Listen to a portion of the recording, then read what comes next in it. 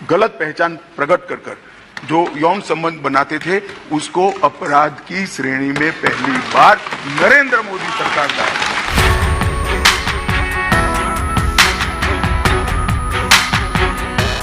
नमस्कार दोस्तों, right wing में आपका एक बार फिर स्वागत है। आज के इस एपिसोड में हम बात करेंगे भारतीय दंड संहिता में हुए उस बदलाव की जो अंग्रेजों की निशानी के रूप में जाने जाते थे। केंद्रीय गृह मंत्री अमित शाह ने इसे खत्म कर दिया, लेकिन जैसा कि हमारे यहाँ मुद्दा कोई भी हो, राजनीति और इसका विरोध जरूर होता है। इस बदलाव का भी विरोध होने लगा है। AIMIM प्रमुख असदुद्दीन ओवैसी और लेफ्ट पार्टियां इस बिल पर विफर पड़ी हैं। भारत को राजनीतिक आज़ादी अंग्रेजों से 15 अगस्त 1947 को मिली थी, लेकिन अंग्रेजों के वे कानून जिसके जरिए इस देश के नागरिकों पर हुकूमत करने के लिए बनाया गया था, वह आज तक इस देश में चल रहा था। लेकिन 10 अगस्त 2023 को इस कानून को हटाने का पहला कदम गृह मंत्री अमित शाह ने लोकसभा में उठाया। अध्यक्ष जी, मैं सदन को आश्वस्त कर सकता हूं कि 1860 से लेकर 2023 पर 23 तक अंग्रेजों ने बनाए, अंग्रेज पार्लियामेंट ने बनाए हुए कानून के आधार पर इस देश की क्रिमिनल जस्टिस सिस्टम चलती रही। इसकी जगह भारतीय आत्मा के साथ ये 3 कानून अब प्रस्तावित होंगे। इन कानूनों को बदलने के लिए जो 3 विधेयक पेश किए गए वे मूल रूप से भारतीय न्याय संहिता के नाम से हैं। इंडियन पिनल कोड 1860 की जगह भारतीय न्याय संहिता 2023 अब एस्टैब्लिश होगी।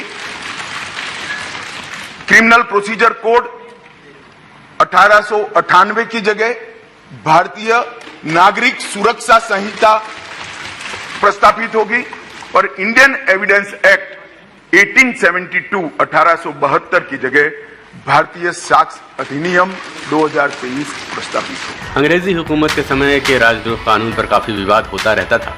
उमर खालिद जैसे लोगों पर राजद्रोह कानून लगा तो विरोध जताया गया।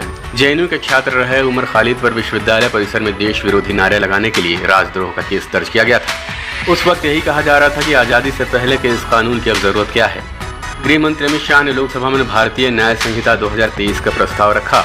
इसमें एक बड़ा बदलाव सेक्शन 124A को खत्म करना भी है। इस कानून के तहत राजद्रोह लगता था और इसके काफी दुरुपयोग की शिकायतें भी आती रहती थी। मौजूदा भारतीय दंड संहिता यानी IPC में सेडिशन की व्याख्या भी ठीक तरह से नहीं है। जब भी इसके तहत एक्शन होता है तो सरकार पर कानून के दुरुपयोग के आरोप लगते हैं। ऐसे में आपके मन में सवाल होगा कि अगर ये कानून हटाया जा रहा है तो क्या इसकी जगह कोई नया कानून बनेगा? अगर हाँ तो उसमें क्या होगा? दरअसल सरकार ने औपनिवेशिक युग के राजद्रोह कानून को खत्म कर इसे नए स्वरूप में लाने का प्रस्ताव किया है। जी हाँ, ब्रिटिश काल के संदर्भ को समाप्त करते हुए नया कानून में राजद्रोह को नया शब्द दिया गया है, देशद्रोह। प्रस्तावित कानून के सेक्शन 150 में अभी देश की संप्रभुता, एकता और अखंडता के खिलाफ काम करने वाले अलगाववादियों, सशस्त्र विद्रोह और विध्वंसक गतिविधियों के लिए सख्त दंड का प्रावधान किया गया है। प्रस्ताव में सरकार की आलोचना और शांतिपूर्ण विरोध प्रदर्शनों का देश के खिलाफ विध्वंसक, अलगाववादी और सशस्त्र विद्रोह वाली गतिविधियों से अंतर स्पष्ट करने का प्रयास किया गया है। नए कानून को देशद्रोह के तौर पर जाना जाएगा, राजद्रोह नहीं, जो ब्रिटिश क्राउन से संबंधित है। अभी सेडिशन कानून के तहत अपराध में 3 साल तक की जेल से लेकर आजीवन कारावास का प्रावधान है। इसमें जुर्माना भी लगाया जा सकता है। नए प्रस्तावित कानून में दोषियों को उम्र कैद या 7 साल तक की जेल और जुर्माना लगाया जा सकता है। विधेयक के अनुसार जो कोई भी स्टेट के खिलाफ युद्ध छेड़ने या युद्ध छेड़ने के इरादे से व्यक्तियों को एकत्र करता है, हथियार या गोला बारूद इकट्ठा करता है या युद्ध छेड़ने की तैयारी करता है, उसे न्यूनतम 10 साल और अधिकतम आजीवन कारावास की सजा होगी और उसे जुर्माना भी देना होगा। इस बदलाव में बड़ी बात यह है कि राजद्रोह कानून खत्म हो रहा है और अब सरकार के खिलाफ नफरत विरोध पर सजा नहीं होगी, लेकिन देश के खिलाफ कुछ भी करने पर दंड मिलेगा। यानी सीधा संदेश है, देश की राजधानी दिल्ली के दिल में बैठकर देश विरोधी नारे अब नहीं चलेंगे। भारत तेरे टुकड़े होंगे इंशाअल्लाह के नारे आपको कानूनी शिक्षों के पीछे पहुंचा देंगे। और यही बदलाव AIMIM चीफ असदुद्दीन ओवैसी जैसे नेताओं को मिर्च की तरह लगे हैं। ओवैसी ने कहा कि मोदी सरकार 3 नए कानून लाई है जो देश में जुर्म, कोर्ट और पुलिस के ताल्लुक से कई बड़े बदलाव लाएंगे।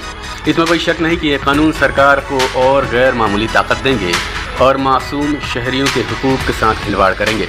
लेफ्ट पार्टियां भी ओवैसी के सुर में सुर मिला रही हैं। हमारी इस रिपोर्ट में इतना ही। अगर आपको हमारा ये वीडियो पसंद आया हो तो इसे लाइक करें। अभी तक आपने हमारे चैनल को सब्सक्राइब नहीं किया है तो सब्सक्राइब करें। हमारी हर रिपोर्ट को देखने के लिए बेल आइकन का बटन ज़रूर दबाएं। आप चाहें तो कमेंट बॉक्स में अपनी प्रतिक्रिया भी दे सकते हैं। धन्यवाद।